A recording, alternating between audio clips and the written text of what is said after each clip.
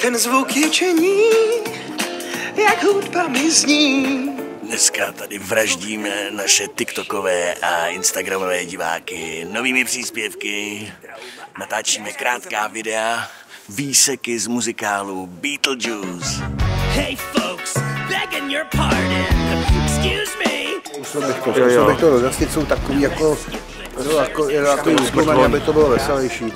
Tak to, co tady dneska natáčíme, vzniká z toho důvodu, že bychom strašně rádi udrželi pozornost budoucích potenciálních diváků mezi tiskovou konferencí a začátkem zkoušení. A k tomu potřebujete mě! Dobrý. Je to úplně jiná situace a jiný koncept než doposud a je to z toho důvodu, že chceme získat daleko větší pozornost mladých lidí na sociálních sítích. Lidi hrajou v muzikálu Beetlejuice. Maluju se a říkám, hej, tak pojďte se mnou připravit do divadla, nebo to je moje role, tak se pojď se mnou namalovat a td. Jak vypadá jako Lidie? 3, 2, 1. I love it! Já chci sbírat vlastně moji generaci, lidi v mém věku, protože si myslím, že takovýhle videa je bude bavit a hlavně holky. A doufám, že se jim to bude jako líbit. Tím, že jsme chtěli a chceme prostě omladit, tak jsme samozřejmě museli totálně změnit reklamní strategii. Všichni pokřípají! Jeden tým dělá TikTok, druhý tým dělá Instagram, pak máme další tým, který vlastně připravoval takové ukázky, takové highlighty, které jsme vybrali prostě z těch her. A pak je tady čtvrtý tým, který dělá prostě YouTube a všechny ty horizontální formáty plus vlastně making of. Jeviště Karlínského divadla je široký a teď se potřebujeme dostat vlastně do rámečku vlastně vejškového formátu. Je to nezvyk, je to určitě nezvyk. Bav skočil jako mě do záběru, a to bav, aby jsem se jako divák leknul. Dělám si legraci. Doufám, že jsem tě... Tak to je největší oříšek po mně, jako z toho cinemaskopu anamorfotického přejít do tohohle formátu na vejšku. Zvlášť když lidi tancujou, tak se nikdy tam oba spolu nevejdou.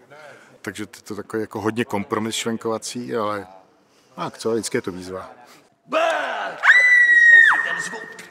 Ty se lekneš jeho, chceš se utíct a narazíš na ní.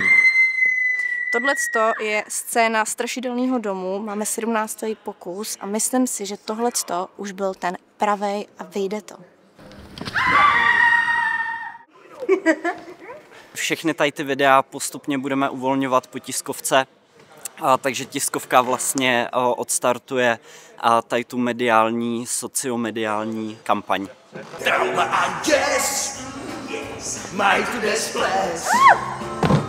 To, co tady dnes natáčíme, tak jsou vlastně nějaký highlighty, divočejší, zábavnější scénky, které jsme z toho muzikálu vysekali a snažíme se tady simulovat vlastně to, co se bude dít až někdy v létě.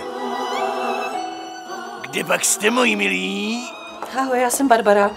Hledám Adama. Není tady nikde, já doufám, že bude na jevišti.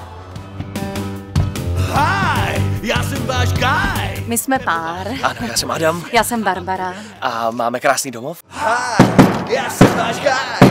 Vezmu vás hned na svět a tam bude já. Dekorace se teprve budou stavět, že? Takže jsme hledali nějakou symbolickou cestu, jak ty prostory naznačit. Takže jsme se odhodlali to udělat z těch trubic, jenom znakovou dekoraci a pár jako hmotných rekvizit. A myslím, že to funguje. No. Okay, listen up, I'm not gonna lie. Jsem jako příjemně překvapený tím jako zázemím a tohle je fakt jako vlastně filmový ateliér. To je radost tady dělat. Cheers!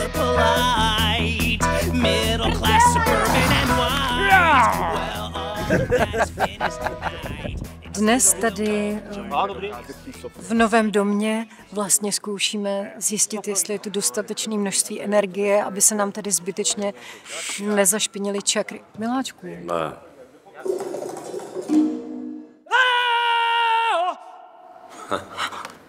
Je ti dobře tráva? No už se chýlíme ke konci, máme poslední obraz. herci jsou nadšený a bývá nám jedna dotáčka, jedno inzertu a máme hotovo. Máme to? Kamo, hotovo. Kumovná fakturu? Byla s vámi radost spolupracovat, byli jste mi dobrým štábem. Nezapomeňte vrátit oblečení, pane Koháku. Nasránou. Tohle to je show, kde v hlavní roli je smrt. Já samozřejmě s obrovským napětím budu prostě očekávat první příchozí do sálu a budu jako s napětím koukat, do jaký míry prostě se nám to dílo podařilo. 1, 2, 3, 4, 5, 6, 7, 8. Takže skvěle, přátelé, těšte se na 12. listopadu. To totiž bude premiéra broadwayského, newyorského, vynikajícího muzikálu Beetlejuice.